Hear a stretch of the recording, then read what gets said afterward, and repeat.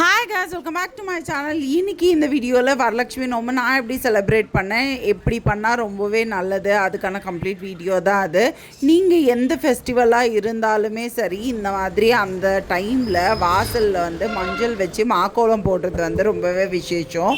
வரலட்சுமி நோம்புக்கு முன்னாடி நாளே டீப் க்ளீன் பண்ணிவிடுங்க. நீங்கள் உங்களுக்கு கலசம் வைக்கிற பழக்கம் இல்லைனாலுமே நீங்கள் சுவாமிக்கு ஒரு ஃபோட்டோ வச்சுட்டு நெய்வேத்தியம் வச்சு நெய் தீபம் ஏற்றினாலே போதும். இல்லை புதுசாக நீங்கள் கலசம் வச்சு வழிபடணும் அப்படின்னு நினைக்கிறீங்கன்னாலுமே நீங்கள் கோயிலுக்கு போயிட்டு அங்கே ஒரு மஞ்சள் கயிறோ தாம்பாலம் வாங்கிட்டு வந்துட்டு அதுக்கப்புறம் நீங்கள் கலசம் வச்சு வழிபடலாம். ஆனால் ஒரு வாட்டி நீங்கள் கலசம் வைக்க ஸ்டார்ட் பண்ணிட்டீங்க அப்படின்னா எல்லா வருஷமே சுவாமிக்கு கலசம் வச்சு நீங்கள் பூஜை பண்ணணும். அது முடியுன்றவங்க மட்டும் பண்ணுங்கள். இது சுவாமிக்கு நான் சாரி, அதுக்கப்புறம் மஞ்சள் குங்குமம் தாம்பாலம் தான் ரெடி பண்ணி வச்சுக்கிட்டேன். அதே மாதிரி பாப்பாவுக்கு நலுங்கு வச்சுட்டு கொடுக்கறதுக்காக தாம்பாலம் அதையுமே ரெடி பண்ணி வச்சுட்டேன்.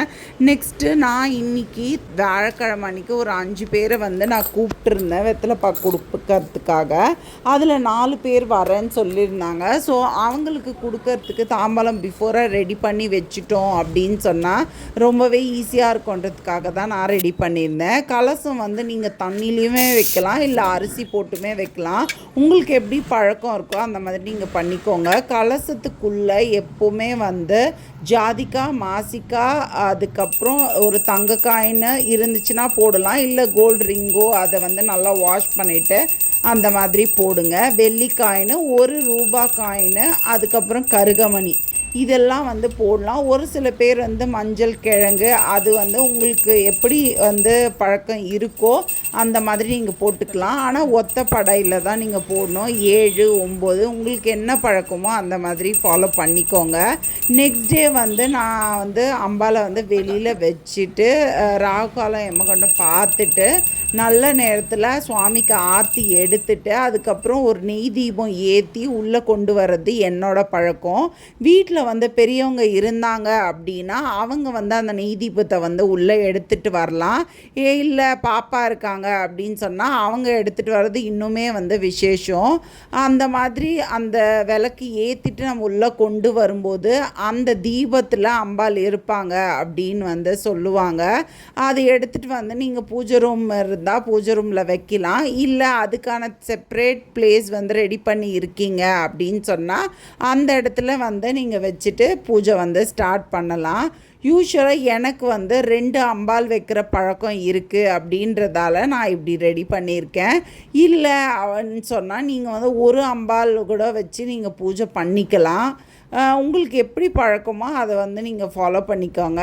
சுவாமிக்கு நல்லா அலங்காரம் பண்ணிவிட்டு நீங்கள் நெய் தீபம் ஏற்றிட்டு ஒரு பிரசாதம் காலையில் ஈவினிங் கம்பல்சரி நீங்கள் வைக்கணும். இல்லை உங்களுக்கு மார்னிங் ஒர்க் இருக்குது வைக்க முடியல அப்படின்னா ஒரு கப் பாலில் வெல்லம் போட்டு நீங்கள் சுவாமிக்கு வச்சிடலாம். ஈவினிங் உங்களால் என்ன பிரசாதம் பண்ண முடியுமோ அந்த மாதிரி பிரசாதம் பண்ணி நீங்கள் சுவாமிக்கு பூஜை பண்ணிக்கலாம். இந்த 3 நாளுமே நீங்கள் பூஜை பண்ணணும். அதுக்கப்புறம் லாஸ்ட் நாள் நீங்கள் சுவாமியை கலைக்கிற அன்னைக்கு நல்ல நேரம் பார்த்துட்டு ரைட் சைடில் நீங்கள் சுவாமியை தள்ளிட்டு அதுக்கப்புறம் மற்ற பொருளெல்லாம் நீங்கள் எடுத்து வச்சிடலாம்.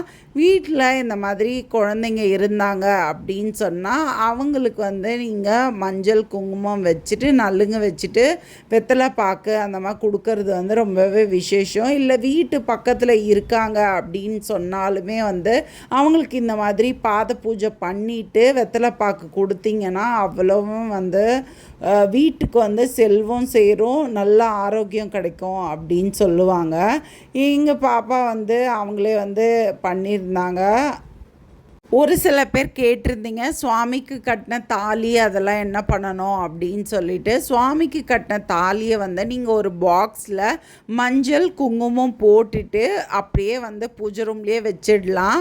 இல்லை அப்படின்னு சொன்னால் நீங்கள் சுவாமியோட ஃபேஸ் நம்ம எடுத்து ஒரு இடத்துல தொடச்சிட்டு வைக்கும்போது அம்பாளுக்கு மஞ்சள் குங்குமம் வைக்கும்போதே தாலியோடு அப்படியே ஒரு கவர்லேயோ இல்லை துணிலேயோ சுற்றி இல்லை பாக்ஸ்லேயோ போட்டு நீங்கள் அம்பாலோட ஃபேஸோடையே வந்து இதை வச்சிடலாம். நான் யூஸ்வலாக என்ன பண்ணுவேன் அப்படின்னா சுவாமியோட ஜுவல்ஸ் எல்லாம் எதில் வைப்போமோ அது கூட சேர்த்தே வந்து இந்த தாலி சரடுமே வந்து வச்சிடுவேன். தேங்க்ஸ் ஃபார் வாட்சிங். I hope you like.